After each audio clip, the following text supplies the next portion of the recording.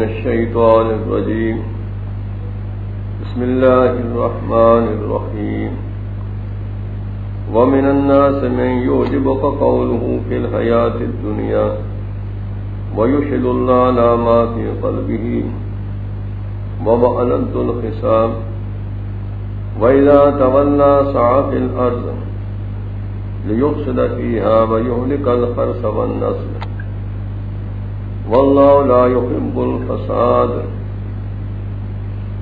وإذا اتق الله أخذته العزة بالإثم فحسبه جهنم وبئس المهاد ومن الناس من يشري نفسه ابتغاء مرضات الله والله رؤوف بالعباد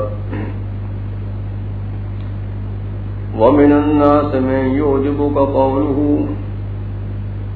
اور لوگوں میں سے وہ شخص بھی ہے یعجبک قولہ کہ تعجب میں ڈالتی ہے آپ کو بات اس کی، پسند آتی ہے آپ کو بات اس کی فی الحیات الدنیا، دنیا کی زندگی کے کاموں میں، وَيُشْهِدُ اللَّهَ عَلَى مَا فِي قَلْبِهِ اور وہ گواہ بناتا ہے اللہ کو عَلَى مَا فِي قَلْبِهِ اپنے دل کی حالت پر، دل کی حال پر، وَهُوَ أَلَدُّ الْخِصَامِ حالانکہ وہ بہت بڑا جھگڑالو ہے، حالانکہ وہ مخالفت میں بہت شدید ہے۔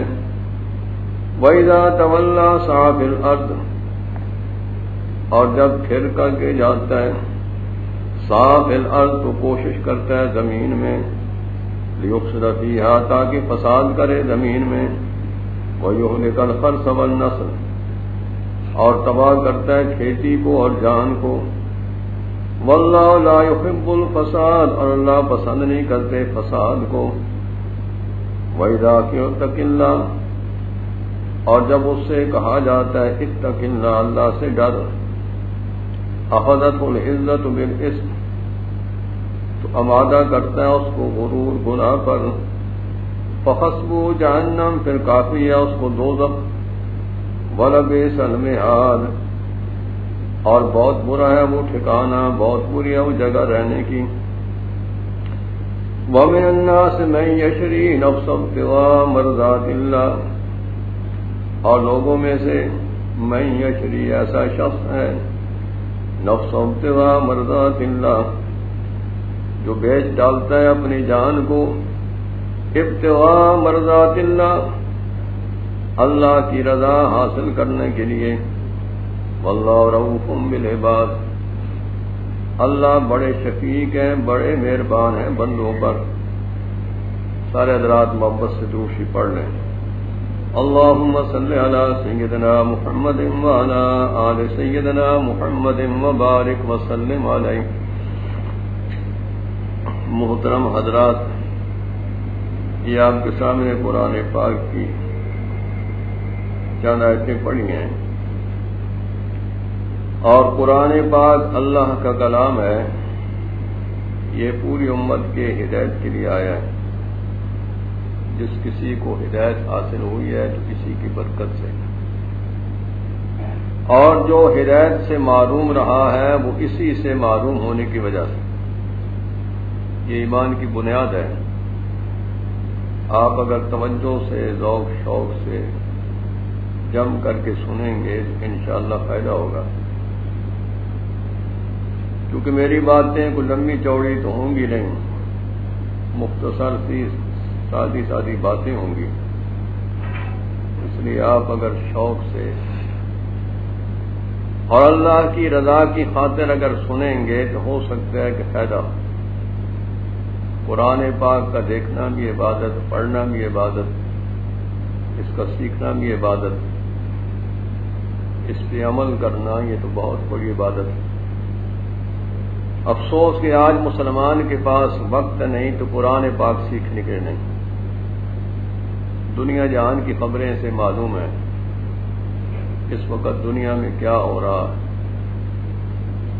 اور ملکوں کی خبریں سننے کے لیے بیچارہ بے چین رہتا ہے کہ فلاں ملک کی خبریں کیا ہیں، فلاں کی کیا ہیں، اور ملکی حالات بھی معلوم کرتا رہتا ہے۔ میں یہ نہیں کہتا کہ خبریں نہ حاصل کریں، سنیں،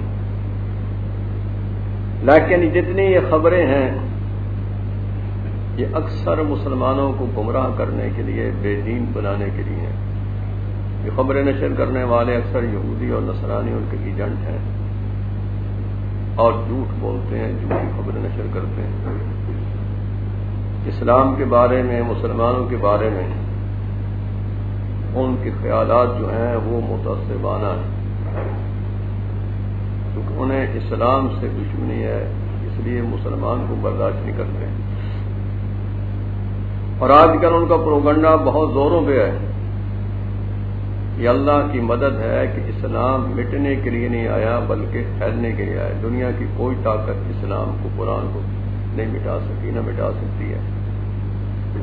اور جن بڑے بڑے ظالم بادشاہوں نے کوششیں کی کہ قرآن مٹ جائے، اسلام ختم ہو جائے، وہ خود مر گئے، مٹ گئے، ذلیل و خوار ہو کے دنیا سے گئے۔ اسلام آج بھی زندہ ہے۔ انگریز کا دور تھا کہ اس نے بر صغیر پہ بڑی لمبی حکومت کی، اور انگریز چونکہ دین اسلام کا دشمن ہے، اس کی یہ کوشش رہی ہے کہ مسلمان صرف نام کا مسلمان تو رہے لیکن حقیقتاً مسلمان نہ رہے۔ صرف نمبر شماری میں، گنتی میں یہ مسلمان ہے، باقی حقیقتاً مسلمان نہ رہے۔ بس اس کی صورت، اس کی سیرت، اخلاق، اس کے معاملات، معاشرات، اس کے عقائد سب بدل جائیں، اور اسے دیکھ کر کے یہ معلوم نہ ہو کہ یہ مسلمان ہے یا کہ یہ کون ہے، یہودی ہے یا کہ عیسائی ہے، کون ہے۔ یہ انگریزوں نے بڑی کوشش کی، بڑے ڈالرز پہ خرچ کیے، اور بڑے بڑے تعلیمی ادارے انہوں نے قائم کیے ہیں مسلمانوں کو بدلانے کے لیے کہ مسلمان نہ رہے، اور وہ کافی حد تک کامیاب بھی رہے ہیں۔ آج بھی ان کی کئی ادارے کام کر رہے ہیں، پاکستان میں بھی ان کی کئی انجمنیں ہیں، کئی ادارے ہیں۔ کوئی اسلامی ملک نہیں جہاں ان کے ادارے نہ ہوں۔ لیکن اگر مسلمان دین کا طالب ہو، اس کے دل میں یہ فکر پیدا ہو کہ میں یہاں مسافر ہوں اور یہ سفر ہے، اس زندگی کے لیے کوئی بقا نہیں، آج ہے تو کل پتہ نہیں، اور میرا اصلی وطن آگے ہے۔ اس وطن میں اللہ نے دو جگہ بنائی، ایک جنت بنائی ہے اور ایک جیل خانہ بنایا ہے، اور اس میں بننے کے لیے یہ زندگی اللہ نے دی ہے کہ یہاں سے چاہے تو جنتی بن کے جائے، چاہے تو دوزخی بن کے جائے، اس کے اپنے اختیار کی بات ہے۔ اگر اس کے دل میں دین کی طلب ہو جائے، ارادہ پیدا ہو جائے کہ میں صحیح سچا مسلمان بنوں گا اور سچا مسلمان بن کر کے رہوں گا۔ سچا مسلمان یہ ہے کہ اللہ اس کے رسول صلی اللہ علیہ وسلم کا پورا فرمانبردار، عقیدہ بھی ٹھیک ہو، صورت بھی ٹھیک ہو، اخلاق بھی، معاملات بھی، سارے کام جو ہیں وہ اللہ اس کے رسول صلی اللہ علیہ وسلم کی اطاعت میں ہو۔ یہ مسلمان سچا مسلمان، جس کو آج کل کہتے ہیں جناب یہ انتہا پسندی ہے، یہ بنیاد پرستی ہے، فلاں ہے فلاں، تو سوچنے کی بات یہ ہے کہ تم کفر پہ جم کے رہو تو یہ تو ٹھیک ہے، اور اگر ہم اسلام پہ اللہ اس کے رسول صلی اللہ علیہ وسلم کی اطاعت، فرمانبرداری، غلامی میں جم کر کے رہیں تو یہ ٹھیک نہیں۔ اس پہ طعنے دیے جاتے ہیں، پروپیگنڈے کیے جاتے ہیں۔ ہم کہتے ہیں تم مر جاؤ، تمہاری نسلیں بھی مر جائیں، ہم اللہ اس کے رسول صلی اللہ علیہ وسلم کے دامن کو نہیں چھوڑ سکتے، نہ ہم چھوڑ سکتے ہیں، نہ انشاءاللہ ہماری اولادیں چھوڑیں گی، نہ کوئی مسلمان چھوڑے گا۔ محنت کریں گے مسلمانوں پر، اور مسلمانوں کو اللہ اس کے رسول صلی اللہ علیہ وسلم کا وفادار بنا کر کے چھوڑیں گے۔ تم جو مرضی کرتے رہو، تم مر جاؤ اس حسد اور اس میں بغض اور عناد میں مرتے رہو۔ جب قرآن پاک فرماتے ہیں نا منہ تو بغیظکم، اپنے غصے میں مر جاؤ بھائی، تم برداشت نہیں کر سکتے۔ تو حاصل یہ ہے کہ اسلام مٹنے کے لیے نہیں بلکہ پھیلنے کے لیے آیا ہے۔ اگر آپ سوچیں گے تو بر صغیر میں انگریز آیا، اس نے بڑے ظلم کیے، مولوی کا نام برداشت نہیں کر سکتا تھا کہ مولوی ہو، یہ ہو، وہ ہو۔ مولویوں کو خریدنے کے لیے، گمراہ کرنے کے لیے بڑے منصوبے بنائے، بڑے پیسے خرچ کیے، اور یہاں تک اس نے ظلم کیا ہے کہ علماء حق کو پھانسی پہ لٹکایا۔ ویسے بات نہیں ہے، علماء حق کی تاریخ پڑھ کر کے دیکھیں۔ اس ظالم نے علماء حق کو، جو انگریزوں کے سامنے جھکنے والے نہیں تھے، ان کو پھانسی پہ لٹکایا، ان کی لاشیں درختوں کے ساتھ لٹکائی، تاکہ دنیا تماشا دیکھ کر کے عبرت حاصل کرے کہ یہ لوگ انگریز کے باغی ہیں۔ اللہ اس کے رسول صلی اللہ علیہ وسلم کے وفادار ہیں، انگریزوں کے باغی ہیں۔ حاصل یہ ہے کہ علماء حق تختہ دار پہ لٹک گئے، پھانسی پہ لٹک گئے، ان کی لاشیں لٹکا دی گئیں، لیکن وہ کفار انگریزوں کے سامنے جھکے بھی نہیں، بکے بھی نہیں۔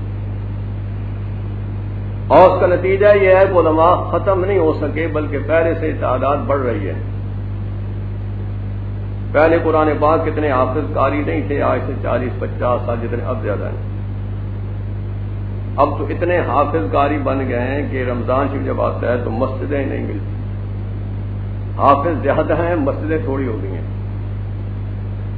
اور یہ قرآن پاک کی برکت ہے کہ حافظوں قاریوں نے گھروں میں سنانا شروع کر دیا، اور جن گھروں میں قرآن پاک سنایا جاتا ہے وہاں خدا کی رحمتیں برستی ہیں۔ تو یہ ہے کہ یہ مٹنے کے لیے نہیں آیا کسی کو طاقت مٹا دے، یہ غلط بات ہے۔ یہ منصوبے آج کے نہیں بلکہ پہلے سے کرنے عمل سے چلے آ رہے ہیں۔ تو حاصل یہ ہے کہ ان آیتوں میں، ان سے پہلی آیتوں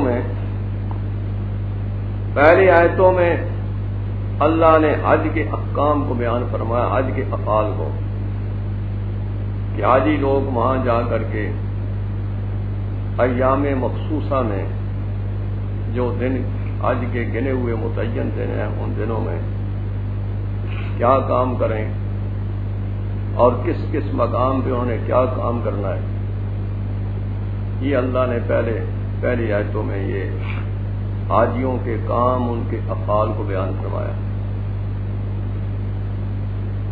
اور پھر حاجیوں کی 2 قسمیں بنائی کہ حاجیوں میں 2 قسم کے لوگ ہوتے ہیں۔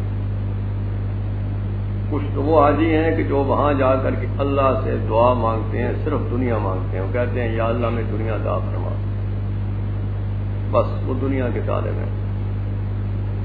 فَمِنَ النَّاسِ مَن يَقُولُ،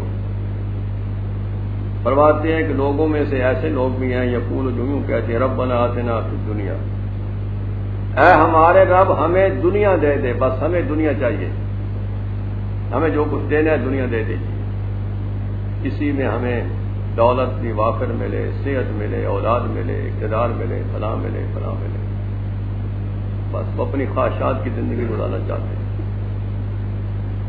وہ وہاں مقامات مقدسہ میں جا کر کے، اس لیے وہ مقامات جو ہیں، جو خدا کا حرم ہے، مقدس مقام ہے، اور وہاں تو دعائیں قبول ہوتی ہیں، اور پھر دن بھی مخصوص ایام حج ہیں۔ تو میدان عرفات میں جب کہ دعا وہاں قبول ہوتی ہے، اللہ کی رحمت خصوصی طور پہ متوجہ ہوتی ہے، بڑے بڑے گنہگاروں کو اللہ معاف کر دیتے ہیں۔ دعا میدان عرفات میں بھی اگر مانگتے ہیں، صرف دنیا مانگتے ہیں، یا تو آخرت پر ایمان نہیں، کافر ہیں، اس لیے کہ کافر مشرک آخرت کو مانتے ہیں، تو آخرت کا فائدہ کیا اللہ سے مانگے، اسے دنیا چاہیے۔ اس لیے حج کرنے والے مختلف قسم کے ہوتے ہیں، پہلے زمانے میں کفار مشرکین بھی ہوتے تھے، اب تو حدود حرم میں کافر مشرک کا داخلہ شرعاً حرام ہے۔ اسلام کا یہ اصول ہے، کوئی کافر مشرک حدود حرم میں داخل نہیں ہو سکتا۔ حدود حرم میں وہی داخل ہو سکتا ہے کہ جو ایمان والا ہو، مسلمان جا سکتا ہے، غیر مسلم کا داخلہ مکہ مکرمہ کی زمین میں حرام ہے، حدود حرم میں داخل نہیں ہو سکتا کافر، قرآن پاک نے اعلان کر دیا۔ لیکن اب سننے میں آیا ہے کہ کچھ وہاں یہود اور نصارہ کی فوجیں ہیں وہاں، جو سعودیہ کے مہمان بنے ہوئے ہیں، تو سننے میں آیا کہ وہ بیس بدلا کے جاتے رہتے ہیں، خدا ہی جانتا ہے۔ لیکن کسی کافر مشرک کا حدود حرم میں داخلہ شریعت میں حرام ہے، اور یہ بہت بڑا ظلم ہے۔ حرم شریف کی حد متعین ہے، اس کے نشانات لگے ہوئے ہیں کہ حرم کہاں سے شروع ہوتا ہے. تو حاصل یہ ہے کہ وہ مقامات مقدسہ ہیں، وہ مبارک جگہ ہیں.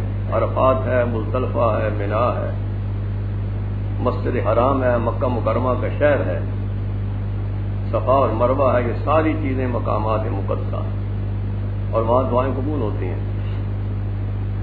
حاجیوں کو پتہ نہیں ہوتا کہ دعا کس کس مقام میں قبول ہے. ہمارے فقہاء نے وہ ساری جگہ بتائی ہیں کہ جہاں دعائیں قبول ہوتی ہیں. حجر اسود کے سامنے کھڑے ہو کے دعا کرے اور دعا قبول ہوتی ہے. حجر اسود یہ جنت کا پتھر ہے.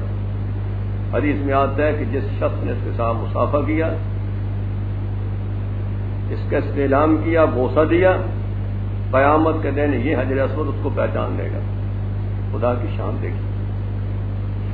حجر اسود جو ہے جنت کا پتھر ہے، وہاں دعا کو کرے دعا مقبول ہوتی ہے. اور طواف کے دوران اگر دعا کرے تو وہ دعا بھی قبول مقبول ہوتی ہے.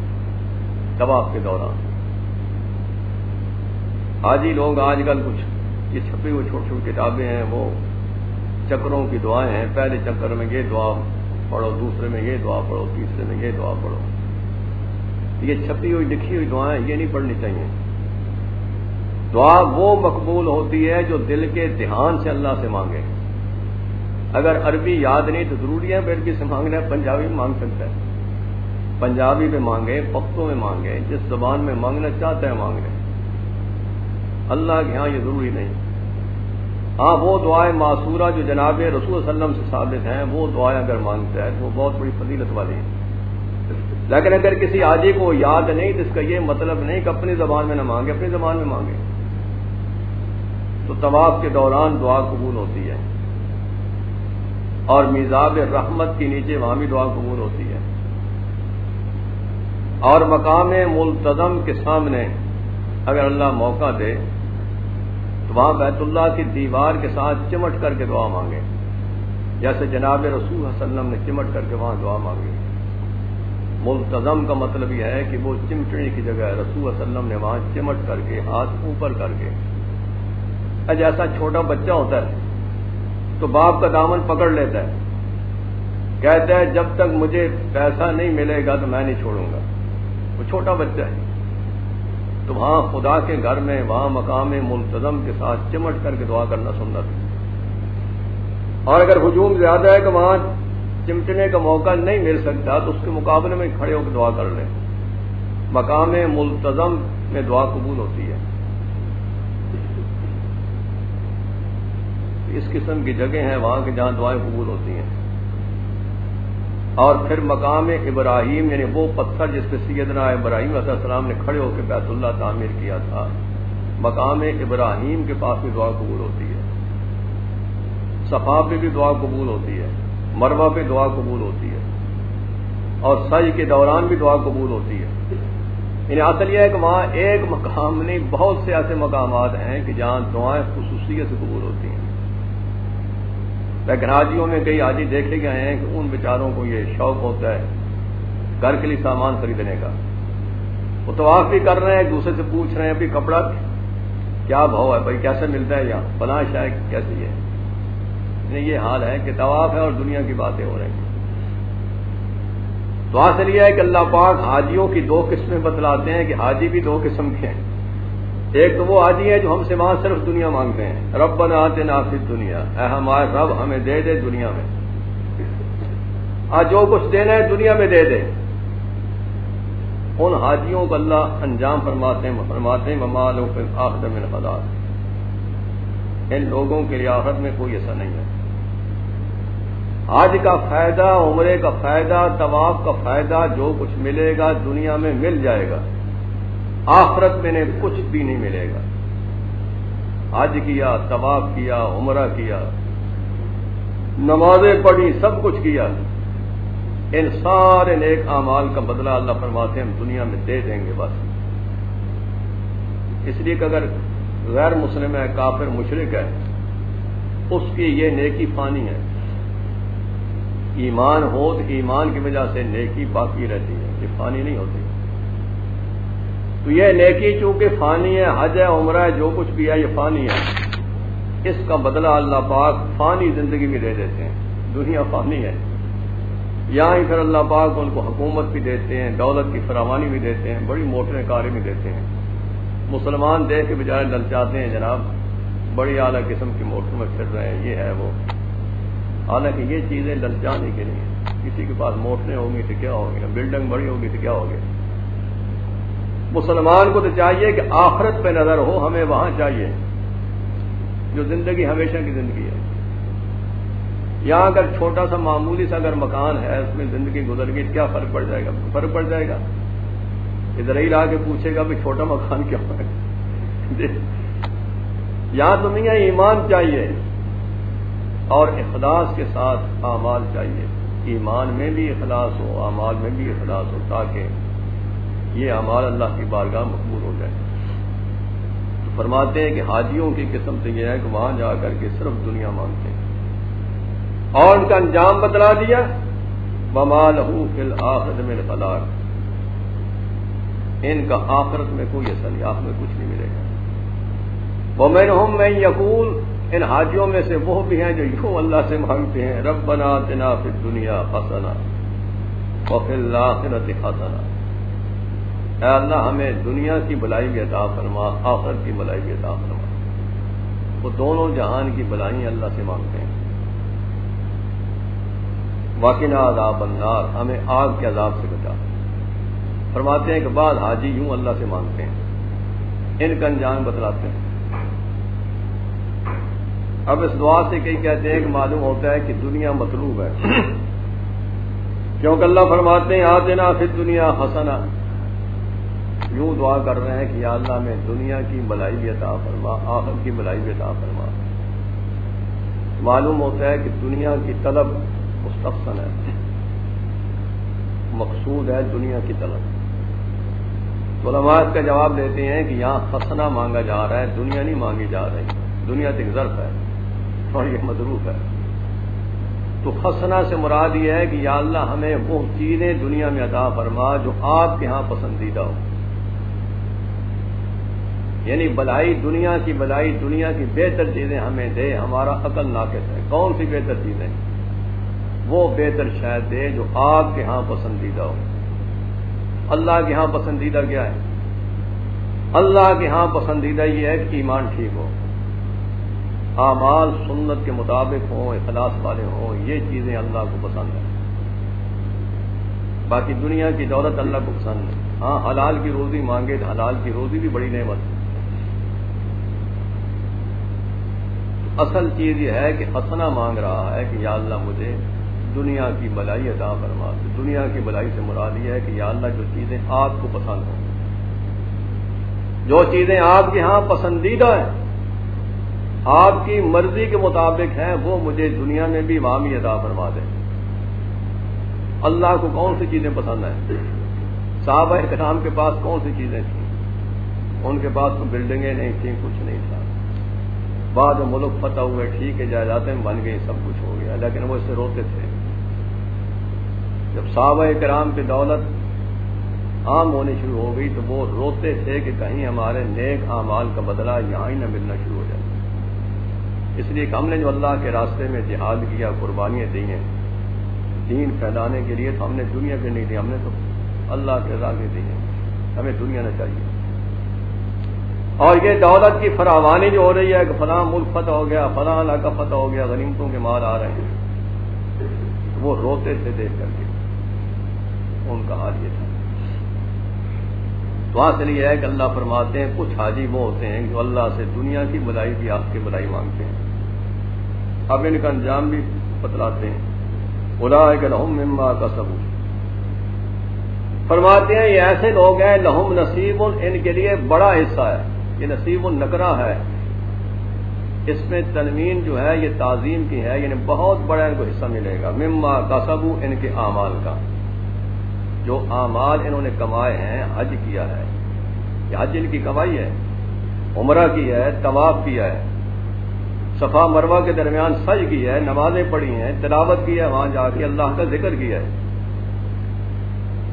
رمضان شریف کے روزے رکھے ہیں، جس پہ زکوٰۃ فرض تھی زکوٰۃ دی ہے، اللہ فرماتے ہیں کہ ان کے لیے نصیب بہت بڑا حصہ مما کسبوا، ان اعمال کا جو انہوں نے کمائے جو انہوں نے کیے ہیں، ان کو اپنے اعمال کے بدلے میں بہت بڑا حصہ ملے گا۔ یہ کتنی بڑی دولت ہے۔ اللہ فرما رہے ہیں کہ انہوں نے جو دنیا میں نیک اعمال کیے ہیں اس کا بہت بڑا بدلہ ملے گا۔ اب کتنا بڑا بدلہ ملے گا اللہ ہی جانتے ہیں۔ اس لیے جب دینے والے اللہ ہوں تو پھر اس کو کون ناپ سکتا ہے، تو کون توڑ سکتا ہے کتنے دیں گے؟ وہ بادشاہوں کے بادشاہ جو اپنی شان کے مطابق مسلمان کو بدلہ دیں گے تو پھر اللہ ہی جانتے ہیں کتنی بڑی چیز ہے۔ تو یہ سمجھا دیا کہ خدا سے اگر مانگنا ہے تو یوں یہ دعا مانگا کر، کیا اللہ ہمیں دنیا کی بلائی دی ہے، دنیا میں وہ چیزیں عطا فرما جو آپ کو پسند ہے۔ ہمیں تو آپ کی رضا چاہیے بھائی، جو آپ کے ہاں پسندیدہ ہے وہ ہمیں عطا فرما۔ وہ ایمان ہے، اعمال صالحہ ہے، نیک اولاد ہے، اولاد بھی ہو تو نیک اولاد ہو، خدمتگار ہو، ساتھی بھی ملے تو نیک ملیں، مالے دار ملے تو نیک ملیں۔ اللہ کو بھی یہی لوگ پسند ہیں۔ تو وہ وہاں بھی جا کے اللہ سے یہ دعا مانگتے ہیں کہ یا اللہ ہمیں دنیا کی بھی بلائی عطا فرما، آخرت کی بلائی عطا فرما، کہ جو جگہ آپ کو پسند ہے تو وہاں جنت اللہ کو پسند ہے۔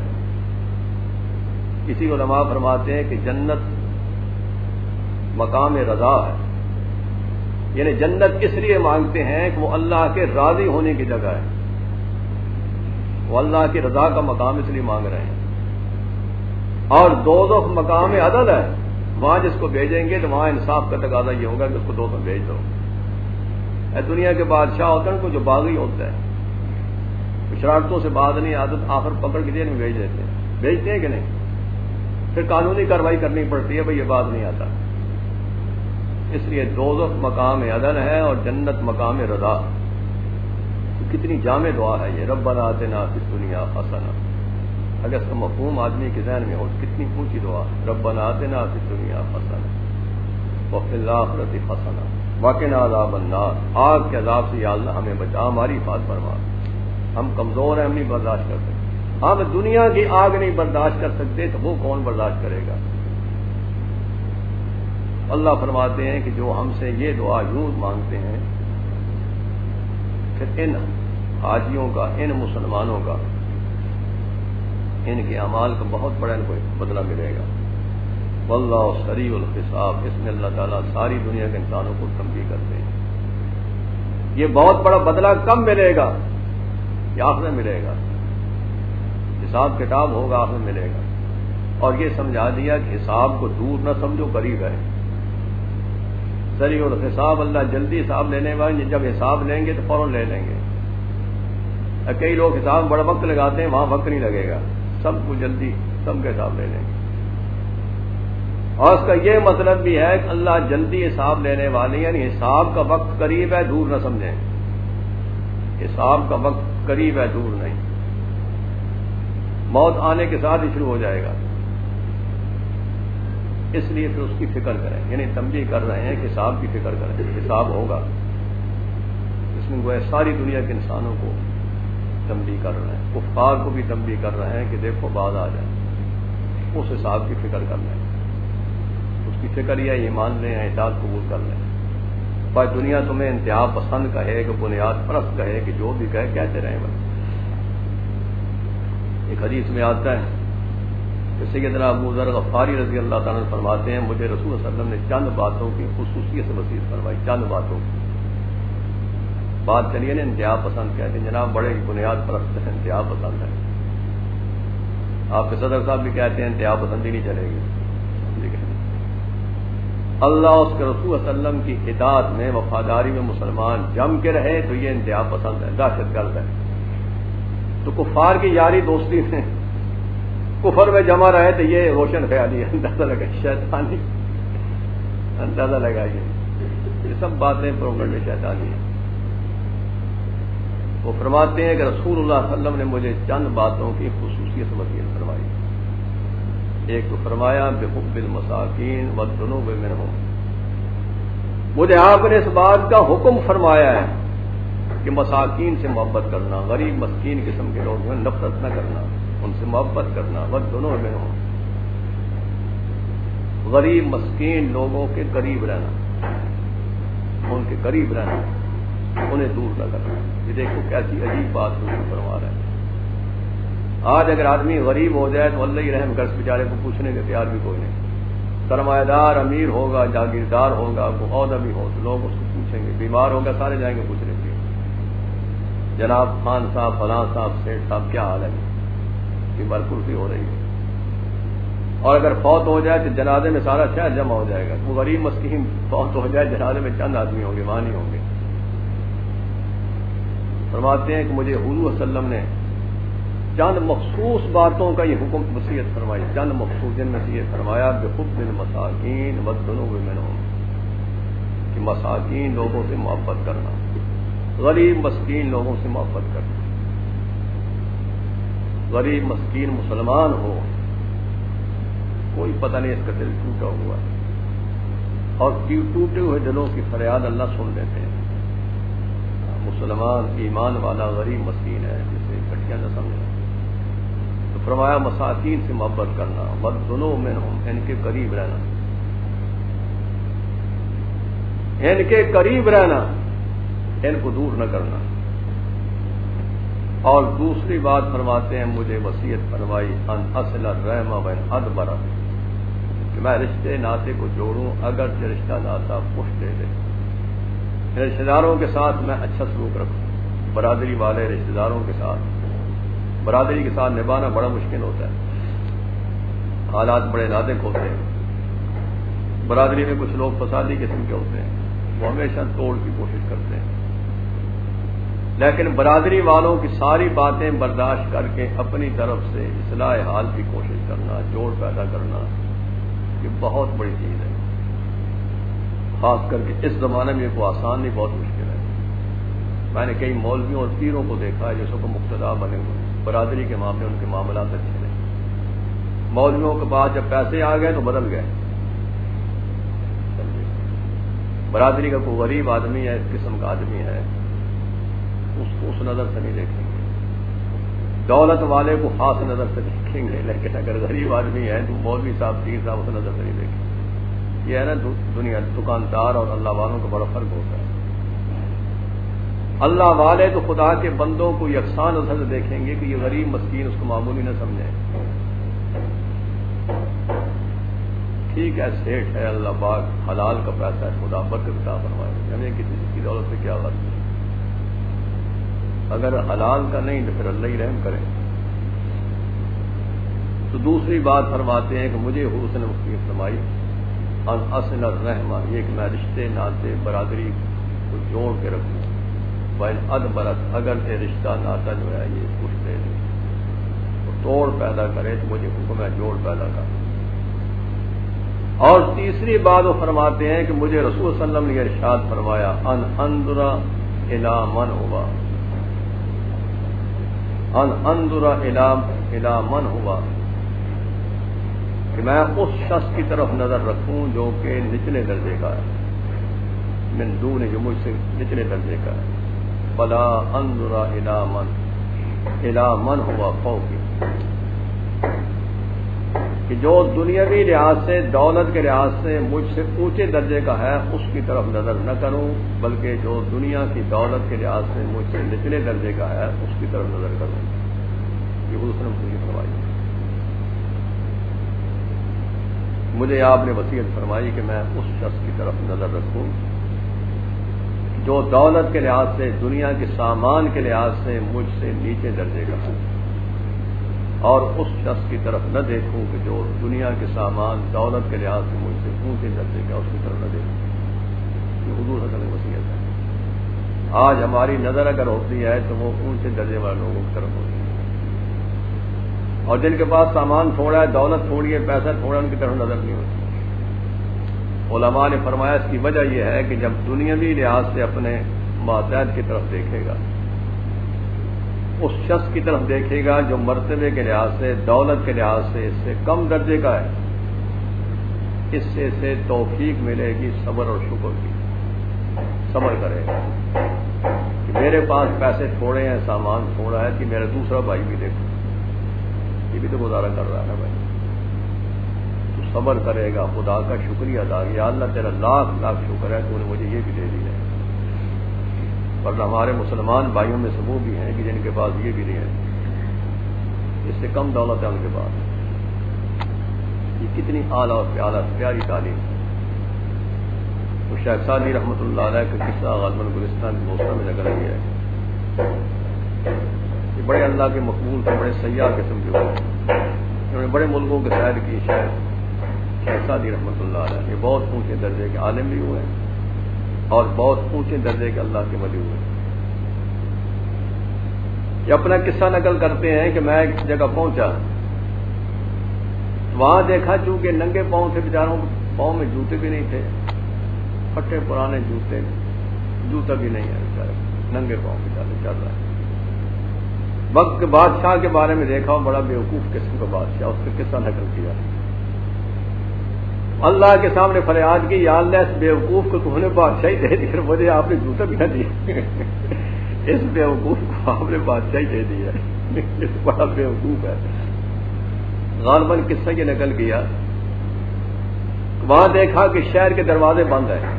پہلے زمانے کے اندر فصیلیں ہوتی تھیں، شہر کے آس پاس دیواریں فصیلیں ہوتی، دروازے ہوتے تھے، وہ جب بند کرنا ہوتا ہے شہر کو، دروازے بند کر دیتے بس، تو باہر کا آدمی اندر نہیں آ سکتا، اندر والے باہر نہیں جا سکتے۔ تو انہوں نے دیکھا کہ شہر کے دروازے بند ہیں، پوچھا کیا بات ہے، کیوں نہیں اندر جانا؟ کہنے لگے جی بادشاہ کا باز جو ہے وہ غائب ہے، شاہی محل سے باز نکل گیا ہے، بادشاہ شہر کے دروازے بند کرا دیے ہیں تاکہ اس کو پکڑا جائے۔ باز ایک پرندہ ہوتا ہے سمجھے کہ اس کے لیے جو ہے بادشاہ شہر کے دروازے بند۔ انہوں نے فرمایا بڑا بیوقوف ہے، باز کو جانور ہے، تو گھوڑا ہے مطلب دروازے سے نکلے گا، وہ تو پرندہ ہے، اسے دروازے کی کیا، دروازے کے بغیر بھی جا سکتا ہے، اسے خدا نے اڑنے کی طاقت دی ہے، یہ دروازے بند کرا کے لوگوں کو پریشان کرتا ہے۔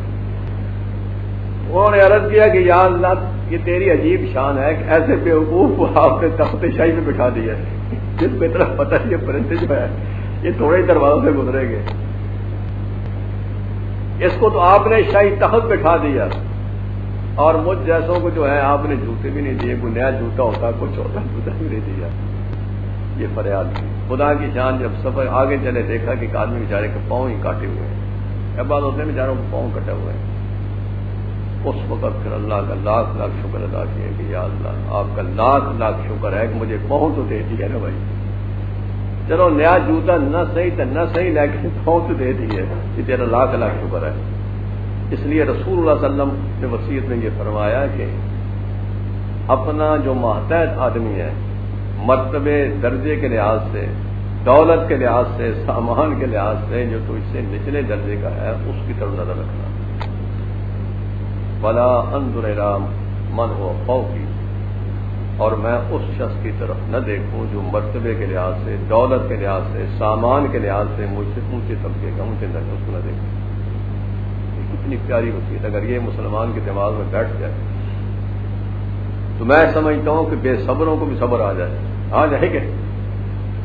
آج ہم کہتے ہیں جناب ہمارے پاس پیسے تھوڑے ہیں، فلاں اتنے کما رہے ہیں، فلاں اتنے کر رہے ہیں، یہ کر رہے ہیں، وہ کر رہے ہیں۔ یہ ہے کہ رسول صلی اللہ علیہ وسلم کی کیسی پیاری وصیت ہے، اور فرماتے ہیں کہ مجھے رسول صلی اللہ علیہ وسلم یہ وصیت فرمائی، اللہ اسأل احدا شیئا، یہ کہ میں کسی آدمی سے کسی شے کا سوال نہ کروں۔ اپنی ذاتی ضرورت ایک ہوتی ہے، دینی ضرورت ہوتی ہے، دینی ضروریات اور ہوتی ہیں، مسلمانوں کو ترغیب دینی پڑتی ہے، جیسے حضور صلی اللہ علیہ وسلم ترغیب دیتے تھے جہاد کے موقع پہ اس قسم کی ضروریات میں۔ ایک ہے ذاتی ضرورت کہ مجھے رسول اللہ صلی اللہ علیہ وسلم نے وصیت فرمائی، اللہ اسأل احدا شیئا، کہ میں کسی آدمی سے کسی شے کا مطالبہ نہ کروں، کسی آدمی سے کسی شے کو نہ مانگوں۔ جب حاجت پیش آئے، ضرورت پیش آ جائے تو صرف اللہ سے فریاد کروں بس، کسی کے دروازے پر سائر بند کر کے نہ جاؤں کہ جناب مجھے یہ ضرورت۔ اگر سائر بن کے جانا ہے تو خدا کے دروازے پر، مجھے حضور نے یہ وصیت فرمائی، اور صحابہ کرام کے عمل میں تھیں یہ ساری وصیتیں۔ آج ہمارے یہاں تقریروں میں ہے نا، یہ تقریریں بڑی مشکل ہے، سمجھے کہ نہیں، صحابہ کی عملی زندگی میں تھی. اور فرماتے ہیں مجھے حضور صلی اللہ علیہ وسلم نے یہ وصیت فرمائی کہ میں ہمیشہ حق بات کہوں، وَلَوْ كَانَ مُرًّا، اگرچہ وہ کڑوی کیوں نہ ہو، حق بات سچ بات کہو، اگرچہ لوگوں کے نزدیک بڑی کڑوی ہے. اس لیے جب لوگوں کے مزاج کے خلاف ہوگی، ان کے اغراض کے خلاف ہوگی، تو لوگوں کو بڑی کڑوی لگے کہ نہیں لگتی. سچی بات جب کسی کے مزاج کے خلاف ہو تو ناراض ہو جاتے ہیں، پروپگنڈے شروع کر دیتے ہیں، وہ جناب یہ ایسے ہیں ویسے ہیں. وہ فرماتے ہیں کہ مجھے میرے پیغمبر صلی اللہ علیہ وسلم نے، میرے محبوب صلی اللہ علیہ وسلم مجھے وصیت فرمائی کہ میں ہمیشہ حق بات کہوں، وَلَوْ كَانَ مُرًّا، اگر کڑوی کیوں نہ ہو. اور فرماتے ہیں کہ میرے محبوب صلی اللہ علیہ وسلم نے مجھے وصیت فرمائی، اللہ اخاف فی اللہ لومۃ لائم، اللہ کے دین کے معاملے میں کسی کی ملامت کی پرواہ نہ کروں. دین کے معاملے میں کسی کی ملامت کی پرواہ نہ کروں. میں یہ بتلانا چاہتا ہوں کہ اللہ کا دین کا معاملہ، ہمارا ایمان ٹھیک ہو جائے، اعمال ٹھیک ہو، صورت ٹھیک ہو، حضور صلی اللہ علیہ وسلم جیسی، اخلاق ٹھیک ہو، ہمارے معاملات ٹھیک ہو، گھریلو زندگی ٹھیک ہو، یہ اسلامی حکموں کے مطابق جو ہے ہم ساری زندگی درست کر لیں، زندگی کے سارے شعبے اسلام کے مطابق بنا لیں. یہ ہے مطلب، یہ ہے کہ اللہ کے معاملے میں جم کے رہنا. اور فرماتے ہیں کہ اس معاملے میں کسی کی ملامت، کسی کے اعتراض، کسی کے تان کی میں پرواہ نہ کروں کہ لوگ تان دیں گے جناب یہ تو انتہا پسند ہے، دہشت گرد بن گیا ہے، بنیاد پرست بن گیا ہے. اس دور میں روشن خیالی چاہیے، اس خیال دور میں یہ ہونا چاہیے، وہ ہونا چاہیے. وہ بھائی وہ روشن خیالی جو اللہ اس کے رسول صلی اللہ علیہ وسلم کی بغاوت ہے وہ تمہیں نصیب ہو، تمہارے یہاں شیطان کو نصیب ہو. ہم اس سے پناہ مانگتے ہیں. ہمیں وہ نور چاہیے جو جناب محمد صلی اللہ علیہ وسلم لے کر کے آئے، جو صحابہ کے سینوں میں تھا، صحابہ کی عملی زندگی میں تھا. ہمیں وہ نور چاہیے. یہ حضور صلی اللہ علیہ وسلم فرما رہے ہیں، اللہ اخاف فی اللہ لومۃ لائم.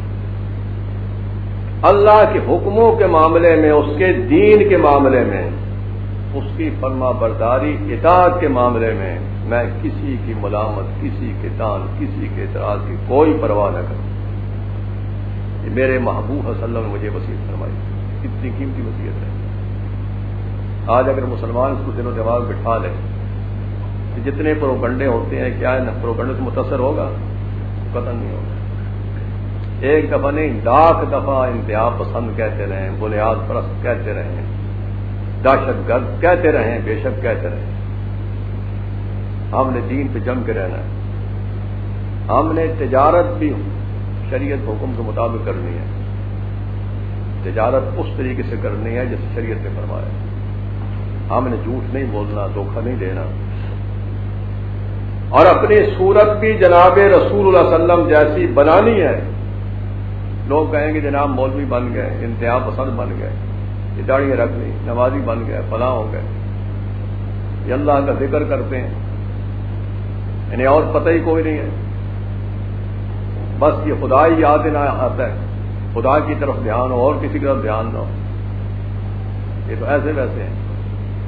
بات یہ ہے کہ دنیا جو چاہے کہتی رہے، جو چاہے اعتراض کرے، جو چاہے وہ ہمارے لقب بنائے، لیکن ہمیں چاہیے حضور صلی اللہ علیہ وسلم اپنے وصیت فرمائی کہتے ہیں اللہ کے دین کے معاملے میں کسی کے تان سے، کسی کی ملامت سے، کسی کے اعتراض سے مت ڈرنا. یہ ایمان کی نشانی ہے. اور صحابہ کرام کا یہ مزاج تھا. اور یہ صرف حضور صلی اللہ علیہ وسلم کا فرمان نہیں بلکہ قرآن پاک کا فرمان بھی ایسا ہی ہے. قرآن پاک نے صحابہ کی تعریف کی ہے، اس میں یہی لفظ استعمال کیے ہیں، لا یخافون فی اللہ لومۃ لائم. یہ ایسی جماعت ہے جو اللہ کے دین کے معاملے میں کسی کی ملامت کی پرواہ نہیں کرتے. قرآن پاک کا ارشاد یہ ہے نا کہ اللہ نے دنیا کے انسانوں کو سمجھایا اور مسلمانوں کو سمجھایا، ایمان والوں کو سمجھایا کہ دین اسلام تمہارا محتاج نہیں، کہ کوئی مسلمان یوں سمجھے کہ شاید دین کو میں نے سنبھالا ہوا ہے۔ دین اسلام کسی کا محتاج نہیں، ساری دنیا اس کی محتاج ہے۔ اللہ نے فرمایا من یرتد منکم عن دینہ فسوف یأتی اللہ بقوم، اگر تم مسلمانوں میں سے کوئی مرتد ہو بھی جائے، دین اسلام کو چھوڑ بیٹھے، اللہ مرتدوں کی سرکوبی کے لیے، ان کی پٹائی کے لیے فوراً ایک قوم کھڑی کر دیں گے۔ مرتدوں کی پٹائی کے لیے اللہ فوراً ایک قوم کھڑی کریں گے۔ اس قوم کی صفات اللہ نے خود بتائی ہیں۔ وہ قوم اللہ کے راستے میں جہاد کرے گی، مسلمانوں کے معاملے میں نرم ہوں گے، کفار کے مقابلے میں سخت ہوں گے، جری بہادر ہوں گے، بزدل نہیں ہوں گے۔ مسلمانوں کے معاملے میں نرم ہوں گے، شفیق ہوں گے، مہربان ہوں گے، رحم دل ہوں گے۔ کفار مشرک جو ظالم ہیں ان کے مقابلے بہادر ہوں گے، سخت ہوں گے۔ اور فرمایا لا یخافون فی اللہ لومۃ لائم، اللہ کے دین کے معاملے میں کسی کے تان، کسی کے اعتراض کی پرواہ نہیں کریں گے۔ دنیا کیا کہہ رہی ہے وہ کہتی رہے، ہمارا تعلق تو اللہ سے ہے، اور جناب محمد الرسول صلی اللہ علیہ وسلم کی ذات اقدس سے تعلق ہونا چاہیے۔ بس ان کی اتباع میں، وفاداری میں، ان کی غلامی میں اگر دنیا تان کرتی ہے تو یہ بھی کرتی رہے۔ اور پھر آگے اللہ نے فرمایا یہ اللہ کا فضل ہے، خدا سے زیادہ دیتا ہے۔ چنانچہ پھر ایسا ہی ہوا کہ رسول اللہ صلی اللہ علیہ وسلم کی آخری زندگی میں، جب حضور صلی اللہ علیہ وسلم کے آخری دن تھے، آخری زندگی میں ارتداد کا فتنہ کھڑا ہو گیا۔ کچھ لوگوں نے نبوت کا دعویٰ شروع کر دیا، نبی بن بیٹھے، نبوت کا دعویٰ کر کے انہوں نے لوگوں مسلمانوں کو مرتد بنانا شروع کیا۔ انہیں مسلمان کذاب بھی تھا یمامہ کا، اس پلیت نے بھی نبوت کا دعویٰ کیا، اس نے حضور صلی اللہ علیہ وسلم خط بھی لکھا، اس پلیت نے، آپ نے جواب بھی اس کو دیا۔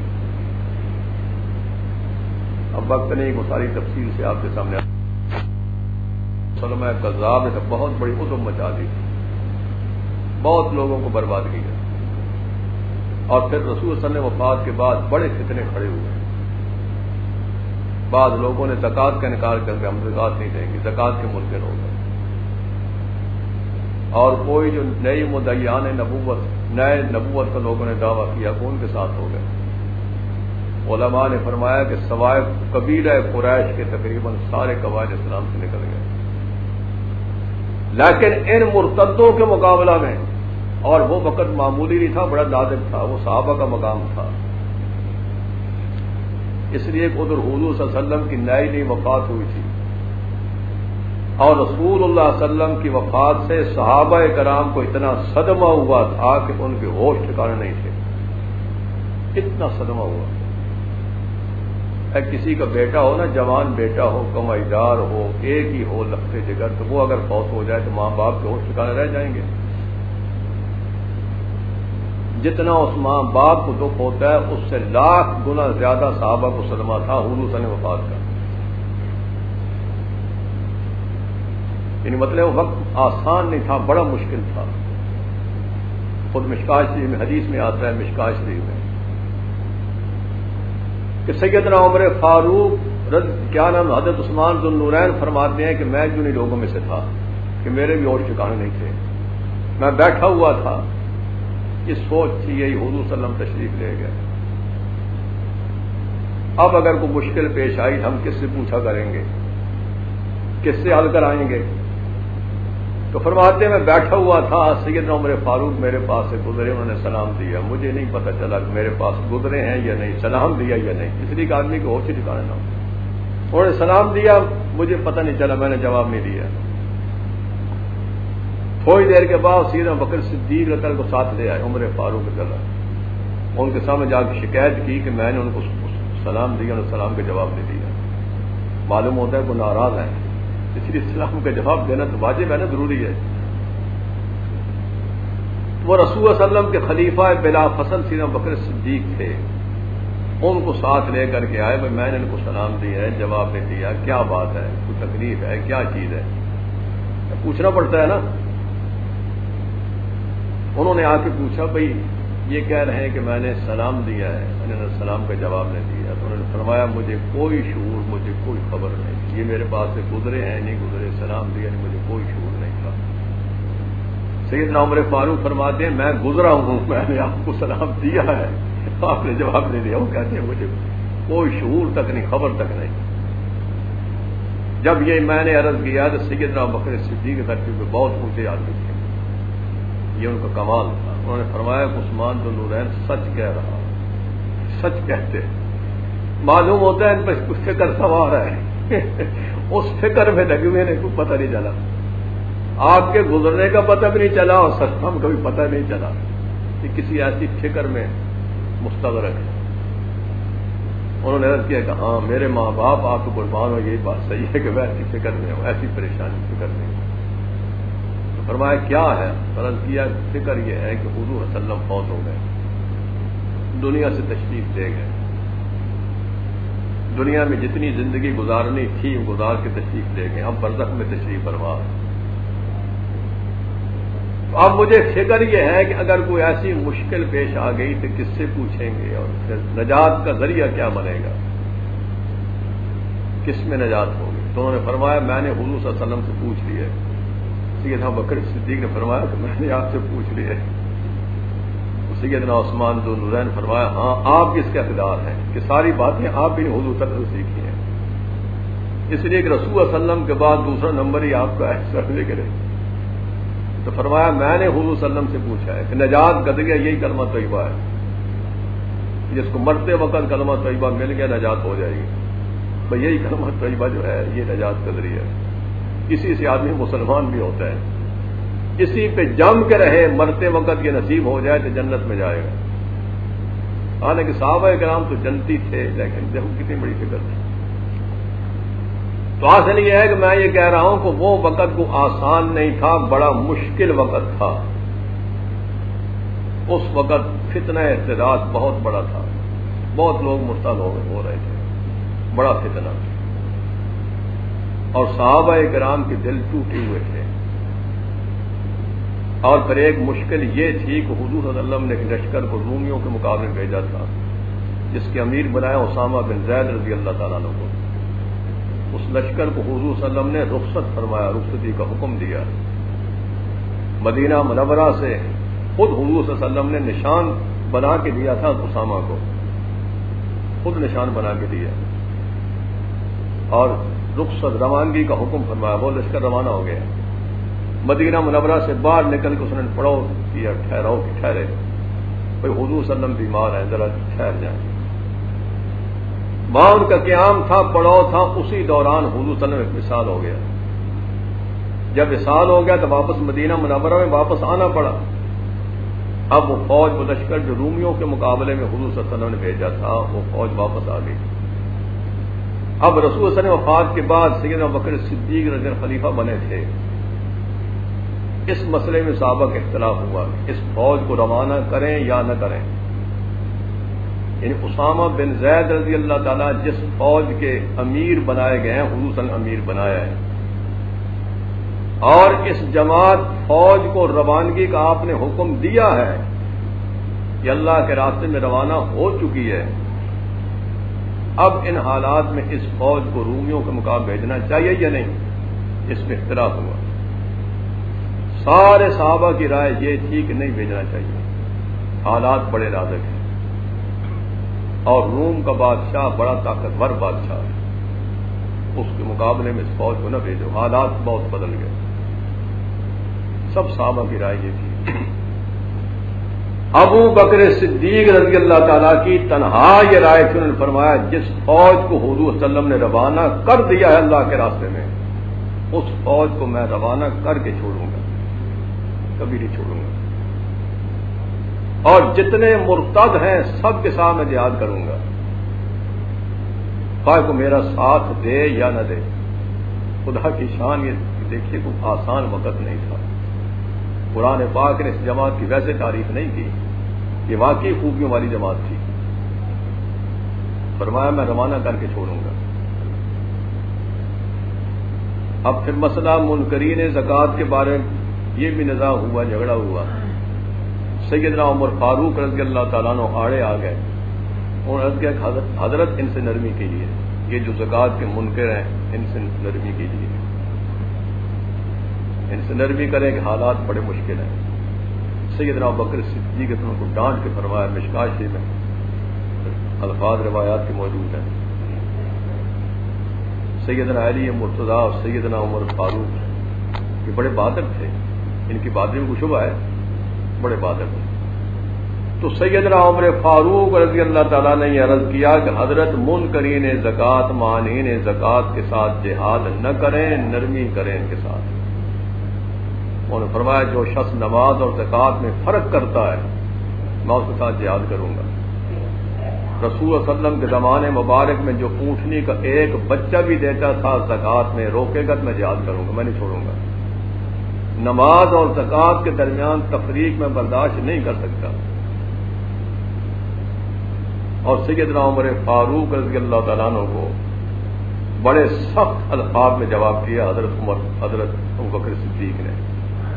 فرمایا انت جبار فی الجاہلیہ مخوار فی الاسلام. فرمایا جاہلیت میں آپ تو بڑے بہادر تھے، جبار بڑے بہادر تھے، اسلام میں آ کر کے بزدل بن گئے، کمزور بن گئے، بزدلی کا مشورہ دیتے ہو. یہ دیکھو کتنے سخت الفاظ ہیں. سیدنا عمر فاروق کو فرما رہے ہیں جو رسول اللہ صلی اللہ علیہ وسلم کے دوسرے یار ہیں اور جو بڑی شان والوں ان کو فرما رہے ڈانٹ کے، جبار فی الجاہلیہ مخوار فی الاسلام. اور اگلے ان کے الفاظ یہ ہیں وتم الدین وانقطع الوحی، اللہ کا دین مکمل ہو گیا، وحی کا آنا ختم ہو گیا. وہ رسول صلی اللہ علیہ وسلم کی زندگی وحی آتی تھی، آپ کی وفات ہو گئی، اللہ کا دین مکمل ہو گیا. الیوم اکملت لکم دینکم واتممت علیکم نعمتی ورضیت لکم الاسلام دینا. وانقطع الوحی، وحی کی آمد ختم ہو گئی ہے. اینقص وانا حی، آخری ان کے الفاظ ہیں اینقص وانا حی، اللہ کے دین میں کمی پیدا ہو جائے میری زندگی میں زندہ رہوں اور خدا کے دین میں کمی پیدا ہو جائے ابوبکر برداشت نہیں کر سکتا. ابوبکر جان دے سکتا ہے لیکن دین کی کمزوری، دین کی کمی برداشت نہیں کر سکتا. جو زکوٰۃ کے مانعین ہیں انکار کرتے ہیں میں جہاد کروں گا. اور فرمایا کہ یہ مرتد اگر ساری دنیا کے جن و انس کو شجر و حجر کو جمع کر کے میرے مقابلے میں لے آئے اور تم میں سے ایک بھی میرے ساتھ نہ دے، میں تنہا اللہ کے راستے میں جہاد کروں گا. یہ کیا بات ہے؟ یہ تھا ایمان سیدنا ابوبکر صدیق کا، جس کو قرآن نے ثانی اثنین فرمایا، ثانی اثنین اذ ہما فی الغار. اور حکم دیا کہ میری اونٹنی لے آؤ، میں اس پہ سوار ہوں کہ خود اللہ کے راستے میں جاتا ہوں. اونٹنی منگائی گئی. جب اونٹنی پہ سوار ہونے لگے تو پھر لگام ان دونوں نے پکڑی، سیدنا عمر فاروق سے علی مرتضیٰ نے. انہوں نے کیا کہ حضرت فیصلہ تو آپ ہی کا ہوگا جو کچھ ہوگا، ہم نے حالات کی نزاکت کے ماتحت یہ مشورہ دیا تھا، حالات بہت نازک ہیں. فرمایا حالات جو کچھ ہوتے ہیں ہوتے رہیں، اللہ کے دین میں کمی میں برداشت نہیں کر سکتا. وانا حی، میں زندہ رہوں. معلوم ہوتا ہے سیدنا ابوبکر صدیق رضی اللہ تعالیٰ عنہ اپنے آپ کو خدا کے دین کا تنہا وارث سمجھتے تھے. اس دین کا میں وارث ہوں، یہ لاوارث نہیں. اور کو وارث بنے نہ بنے میں وارث ہوں. یہ کتنی اونچی بات ہے. ان حضرات نے اونٹنی کے لگام پکڑ لی، عرض کیا کہ نہیں حضرت جو آپ فرمائیں گے. نتیجہ یہ ہوا کہ جماعتیں تشکیل دی گئی، جہاد کے لیے اللہ کے راستے میں جماعتیں بھیجی گئی، فوجیں بھیجی گئی. جس طرح جناب رسول اللہ صلی اللہ علیہ وسلم جماعت کو رخصت کرنے کے لیے پیدل تشریف لے جاتے تھے، امیر سواری پہ سوار ہے، حضور صلی اللہ علیہ وسلم پیدل تشریف لے جاتے. ابوبکر صدیق کا بھی یہی طریقہ تھا. امیر جماعت سواری پہ سوار ہے، ابوبکر صدیق ساتھ پیدل چل رہے ہیں، شہر سے باہر جا کر رخصت کر رہے ہیں اور نصیحتیں فرما رہے ہیں. خدا کی شان جہاں جہاں جس جس محاذ پہ جماعتیں بھیجی ہیں، فوجیں بھیجی ہیں، ہر محاذ پہ فتح نصیب ہوتی، سب فاتح بن کر گیا۔ سیدنا عبداللہ بن مسعود فرماتے ہیں یا کرہنا فی الابتداء حمدنا فی الانتہا، ابتدا میں تو ہم نے یہ چیزیں ناپسند کی، لیکن نتیجہ دیکھ کر کے ہم سب خوش ہو گئے کہ نتائج بہت بہتر نکلے۔ اللہ کو وہی بات پسند تھی، وہی رائے پسند تھی، سیدنا ابوبکر صدیق کی رائے تھی، وہی پسند ہو۔ حضرت ابو ہریرہ رضی اللہ عنہ فرماتے ہیں، حضور صلی اللہ علیہ وسلم کے صحابی فرماتے ہیں قام مقام الانبیاء، ابو بکر صدیق رضی اللہ تعالیٰ عنہ کو اللہ نے فتنے کے دور میں، ارتداد کے دور میں اس مقام پہ کھڑا کیا جہاں خدا کے نبی کھڑے ہوتے ہیں۔ یہ ابو بکر صدیق کی شان ہے، قام مقام الانبیاء، یہ اس مقام پہ کھڑے ہوئے، اس منصب پہ کھڑے ہوئے، نبی نہیں تھے لیکن اس مقام پہ اللہ نے کھڑا کیا جہاں خدا کے نبی کھڑے ہوتے ہیں۔ اس لیے سیدنا عمر فاروق بڑی تمنا کرتے تھے، فرماتے تھے اگر ابو بکر صدیق میری ساری زندگی کی نیکیاں لے دیں اور صرف ایک دن ایک رات کی نیکیاں مجھے دے دیں تو یہ سودا بڑا قیمتی ہے۔ یہ کون کہتے ہیں؟ سیدنا عمر فاروق فرما رہے ہیں۔ عمر فاروق کتنے بڑے آدمی ہیں، عمر فاروق کی شان ہے، خود مشکاۃ شریف میں ہے۔ ایک مرتبہ عمر فاروق رضی اللہ تعالیٰ عنہ سیدنا ابوبکر صدیق رضی اللہ عنہ سے یوں فرمانے لگے یا خیر الناس بعد رسول اللہ صلی اللہ علیہ وسلم، اے وہ شخصیت جو اللہ کے رسول صلی اللہ علیہ وسلم کے بعد سارے انسانوں میں سے افضل ترین انسان ہے، یوں مخاطب ہوئے یا خیر الناس بعد رسول اللہ صلی اللہ علیہ وسلم۔ یہ کون کہہ رہے ہیں؟ سیدنا عمر فاروق کہہ رہے ہیں، لیکن وہ حضرات چونکہ بڑے اونچے مقام پہ تھے، بنے ہوئے تھے، آج ہمیں کوئی قید پتہ نہیں ہو سکتا ہم کتنے بگڑ جائیں، اس لیے ہم میں تو بڑا فرق ہے۔ وہ یوں سمجھیں کہ عرش پر ہیں، ہم زمین پہ ہیں، فرش پہ ہیں، اونچے حضرات۔ جب انہوں نے یوں فرمایا، سیدنا ابوبکر صدیق فرمانے لگے اگر آپ میرے بارے میں یوں کہتے ہیں تو آپ کے بارے میں بھی تو حضور صلی اللہ علیہ وسلم سے سن رکھا ہے بھائی، آپ کے مرتبے اور شان کے بارے میں نے بھی تو حضور صلی اللہ علیہ وسلم سے سن رکھا ہے کہ حضور صلی اللہ علیہ وسلم فرماتے تھے کہ سورج کسی ایسے انسان پہ طلوع نہیں کرتا جو میرے فاروق سے بہتر ہو۔ جتنے انسانوں پہ سورج طلوع کرتا ہے، جہاں سورج کی روشنی پہنچتی ہے، سارے انسانوں میں سے بہترین انسان میرے فاروق ہے۔ اس کی شرح میں لکھا ہے یعنی بعد ابو بکر صدیق، ابو بکر صدیق کے بعد سارے انسانوں میں سے بہترین انسان عمر فاروق ہے۔